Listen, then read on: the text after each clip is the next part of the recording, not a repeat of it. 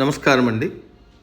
ఈనాటి కమ్మని కథ పేరు మోసానికి ఫలితం.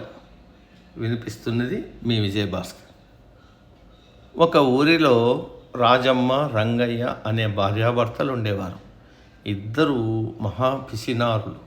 పిల్లికి కూడా పిచ్చం పెట్టేవారు కాదు. సంపాదించిన డబ్బును దాచుకోవడమే తప్ప ఖర్చు చేయాలంటే గిలగిల్లాడిపోయేవారు. ముఖ్యంగా ఇంటికి చుట్టాపక్కాలు రావడం ఆ దంపతులకు అస్సలు ఇష్టం లేదు. చుట్టాలు ఎందుకు దండగా ఊరికే వచ్చి తినిపోతారని విసుక్కునేవాళ్ళు. ఒకరోజు రంగయ్య వాకిట్లో చెట్లకు నీళ్లు పెడుతుండగా దూరం నుంచి అతని బంధువులు చేతుల్లో సంచులతో రావడం గమనించాడు. అమ్మో, బంధువులు వస్తే కొంప గుళ్ళైపోతుంది అని గబగబా లోపలికి పరిగెత్తి, ఇదిగో నిన్నే, మా చుట్టాలు వస్తున్నారు, వాళ్ళు ఇక్కడ ఉండకుండా చేయాలంటే ఏదో ఒక ఉపాయం ఆలోచించాలి అన్నాడు. రాజమ్మ అయితే ఏం చేద్దామని ప్రశ్నించగా, నువ్వు నీకు అనారోగ్యం చేసినట్లు నటించు అని చెప్పాడు రంగయ్య. చుట్టాలు వాకిట్లోకి వచ్చేటప్పటికి రాజమ్మ కింద పడి దొర్లుతూ, అమ్మో, కడుపు నొప్పి చచ్చిపోతున్నానంటూ గిలగిల్లాడసాగింది.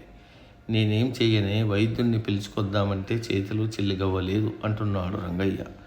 చుట్టాలు ఇది విని, పాపం వీళ్ళు కష్టంలో ఉన్నట్టున్నారు అనుకుని వెనుదిరిగి వెళ్ళిపోయారు. తమ ఎత్తుగడ ఫలించినందుకు రాజమ్మ, రంగయ్య పొంగిపోయారు. అప్పటి నుంచి భర్త తరఫు బంధువులు వస్తే భార్య, భార్య తరఫు బంధువులు వస్తే భర్త అనారోగ్యం అభినయించేవాళ్ళు. వాళ్ళకు ఒక్కగానొక్క కూతురు శారదను చూసుకోవడానికి పెళ్లి వాళ్ళు వచ్చి ఊర్లో వాళ్ళని విచారించగా, ఏమిటో పాపం, పిల్ల మంచిదే, అమ్మాయి తల్లిదండ్రులకు ఎప్పుడూ అనారోగ్యమే అని చెప్పారు.